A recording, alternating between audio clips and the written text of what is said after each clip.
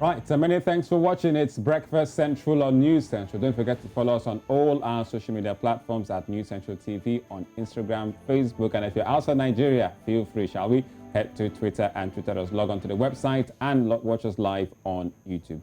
Well, let's begin in Nigeria this morning. All about a traditional story, a big one that has a twist. Now, the Urhobos are people located in the southern parts of Nigeria near the northwestern Niger Delta, now known to be a major ethnic group in Delta State, southeast Nigeria. Now, the Urhobos speak the Urhobo language. Now, in over 100 years, kings are known to hand over a father's chieftaincy title to their sons. Now, this long-standing tradition has been the culture of the people. Well, just a few days ago, this long-standing tradition witnessed a change as the king, otherwise known as OVA, the elders and the people of Udu Kingdom deemed it fit to hand over the chieftaincy title to a woman. Now, indeed, the future is female. Now, this morning, we have joining us a sportcaster, media personality, and now a chief.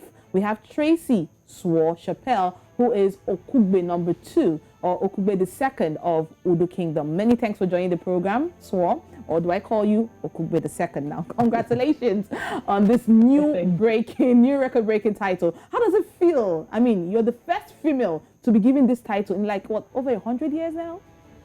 Oh, yes.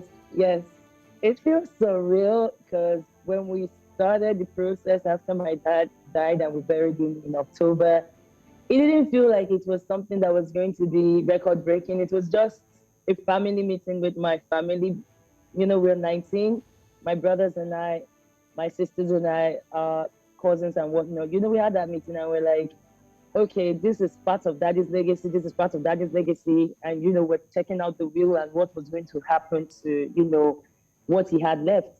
And when it came to this aspect, you know, my brothers were not like that interested. They were like, no, we're not about that traditional thing. We just want to do our thing and keep it moving. And I felt some type of way because where I come from, Udu, but Alaja, which is one of the major houses. In fact, the current king comes from the Alaja axis. And as it stands, you know, I felt the love that my people had for my father. I mean, the Alaja people, they've been in a crisis for a land settlement for, give or take, 5 years off and on, and economy and commerce has been on a slow grind, but they were able to raise monies, massive monies to support us when it comes to the burial. And people cry for the kind of work my dad had done in the community and the kingdom, and I felt some type of way leaving that to just go, because we've had great families in the Urhobo land. We've had the Hebrews, the Ayoros, the Mujes, among others, and no one in my generation and the generation before mine felt it was needful to do that. I'm based in Lagos. Most of what I do is around this aspect or outside Nigeria or something. So, but I told my brothers that I don't want to let this legacy go. And they were like, if you're interested, we'll support you. And thankfully, my king, they were the first Ovidelekpe. He was very keen on it. His wife was keen on it. The Council of Elders, they were keen on it because they just want the tradition to continue even in a modern time.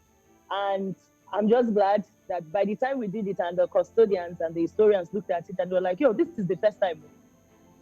I felt stunned and I don't know how to act. Let me not lie, because if you check the videos, I'm probably one of the youngest from where I come from to do this. And I'm working. I'm doing this interview now, but I'm running back to my morning show on Wazobia because mom must chop. But they understood this part, and it's going to be quite a thing, marrying the modern and the rigors of trying to make a living and make your name in what you do, whether you're a sportscaster or whether you're just a regular journalist or regular work person. But I feel honored that I was deemed worthy, because truly, if I wasn't, the title would have passed on to another family. It is what is done. Wow. And I'm glad that my king, my people, they felt it was okay to give it to a woman. Gender aside, they seem to feel like I meet all the criterions. So I'm just honored.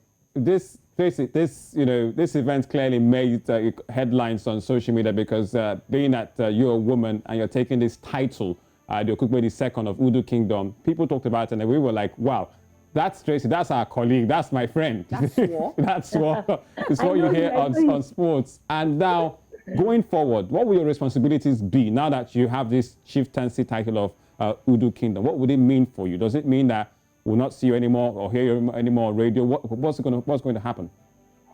That's the beauty of it. In my parents' generation, even my king was a lawyer. And when he became a lawyer and became a king, he stopped working as a lawyer. My dad was a marine engineer, as well as a businessman and a contractor. He was also a justice of peace, among other things. But when he took on the title of, Okugbe, that's the peacemaker, and AKA the unifier, because that's what Okugbe means, he kind of rearranged his career to suit the needs of his people. But times are changing. Like I said, you have to make your daily 2K. For me, the good thing is the bulk of what I've worked on for the past decade has been sports. And sports is one of the ways that unifies people, no matter whether you're a king or a pauper. It doesn't matter whether you're blue collar or white collar.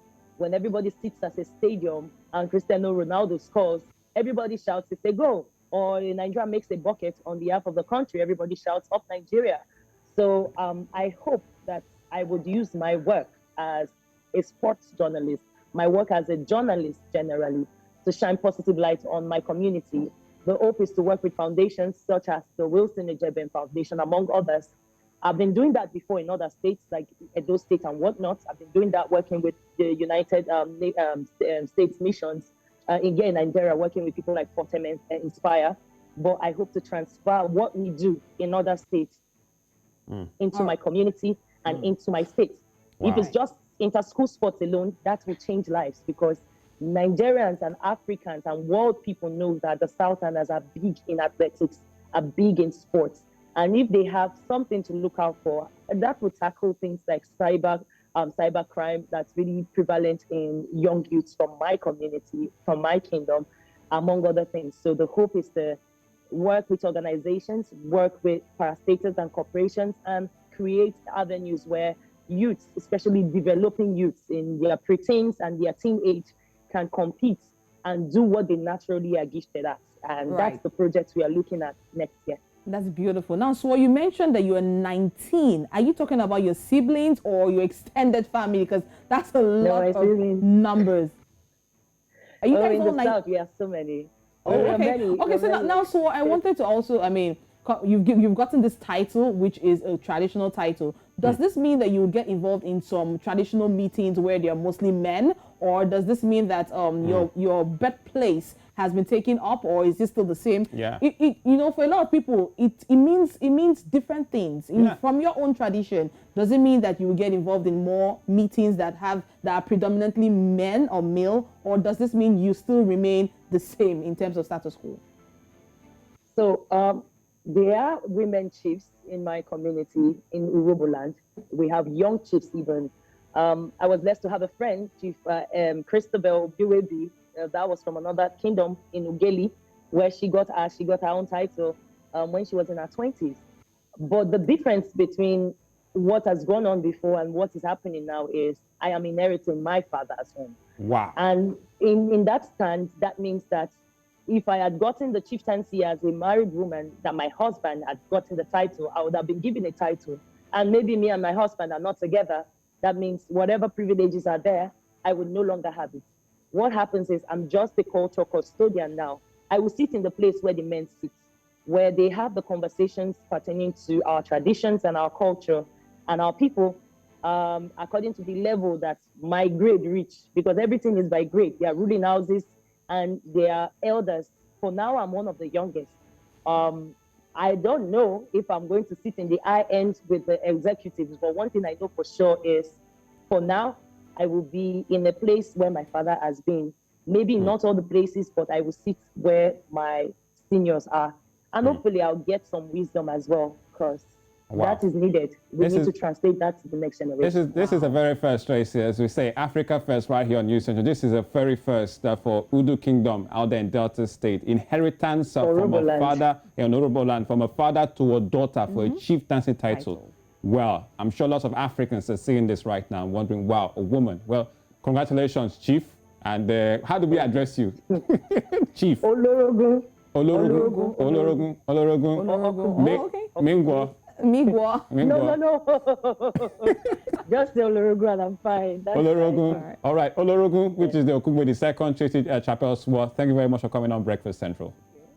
Thank you for having me. Have a good one. All right. All right. Well.